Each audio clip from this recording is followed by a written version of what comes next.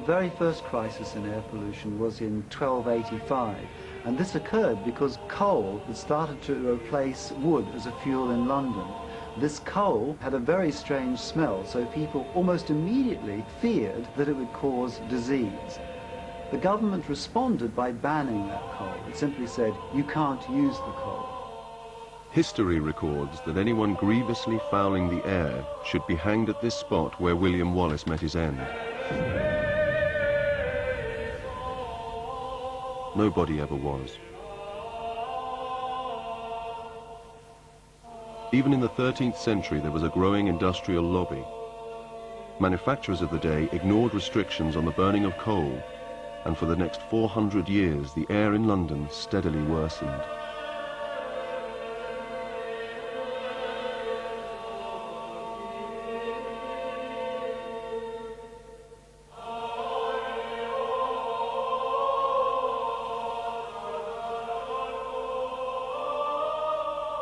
In the 1600s, if you had a week of very intense fog, and they often called them great stinking fogs because they were so thick, they smelt bad, the air was stale, horses ran against each other in the streets because they couldn't see each other, and in a week like this in the 1600s, you might expect excess deaths of 300 or so.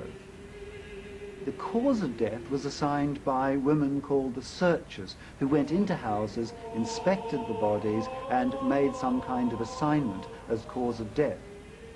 In cases of lung disease, the most notable was a disease called Tisick, where the victim spat blood.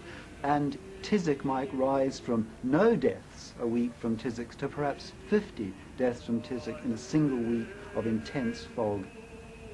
London is never clear of this smoke, which is a plague, and indeed intolerable because it kills not at once, but always, and is worse than even death itself. John Evelyn, the famous diarist, saw that you could actually statistically analyze data and show, factually, there was a relationship between death rates in London and the pollution that resulted from the burning of coal. I propose, therefore, that by an act of this present Parliament, this infernal nuisance be reformed, and that all these works be removed 5 or 6 miles distant from London.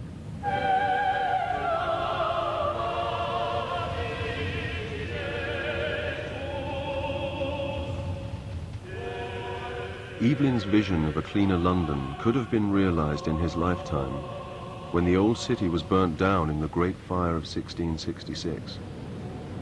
But by the time London was rebuilt, smokestacks towered over the monument to the dead.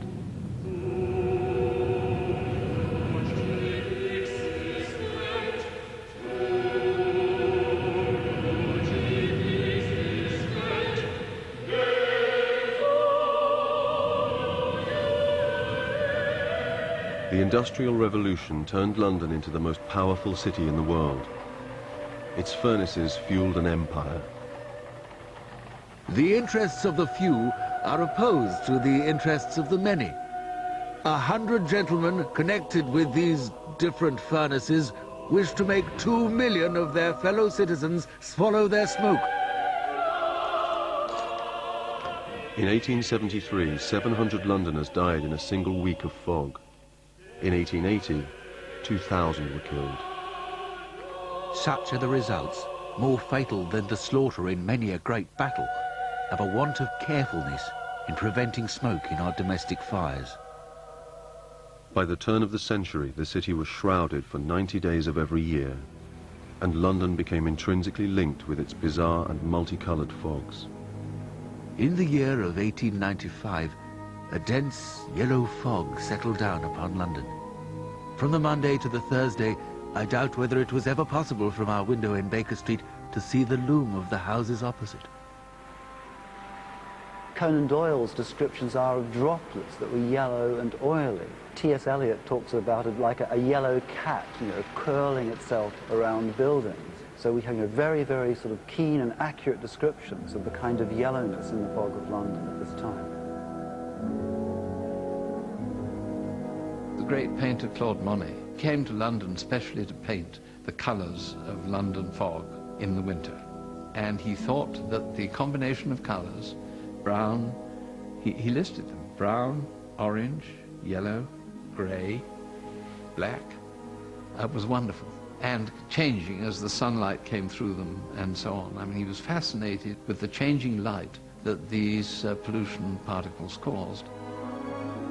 Just look at the dominance of the factory chimney right along the back of the river. I'm sure that when Monet finally arrived in London and saw something like this was exactly what he wanted. The sense in which the fog sort of simplifies the whole scene and makes it almost an abstract painting.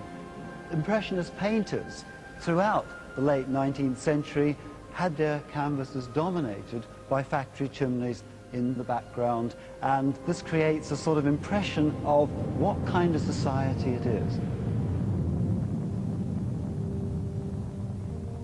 In the 20th century, it was a society where up to a third of all children in Britain's cities suffered from fog-related diseases.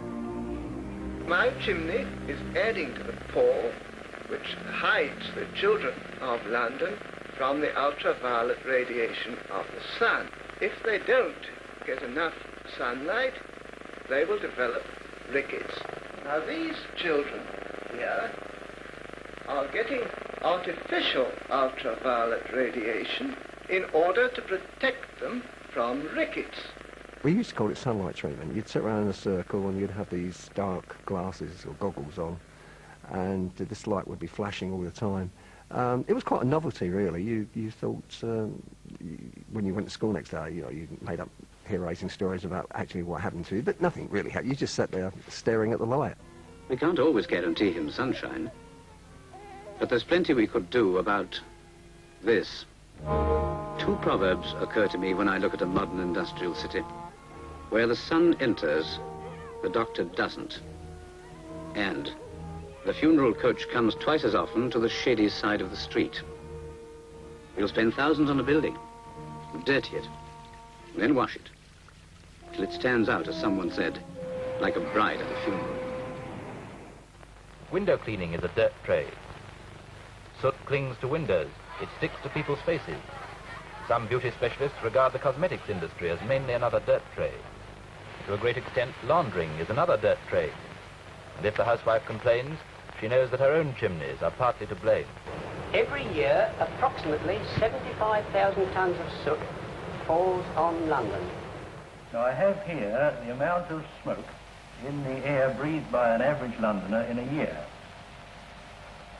Terrible sight. Well, what can be done about it?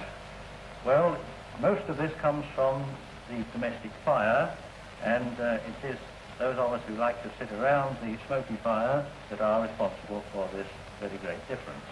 So it's up to the lounge customers to do something about it. Exactly.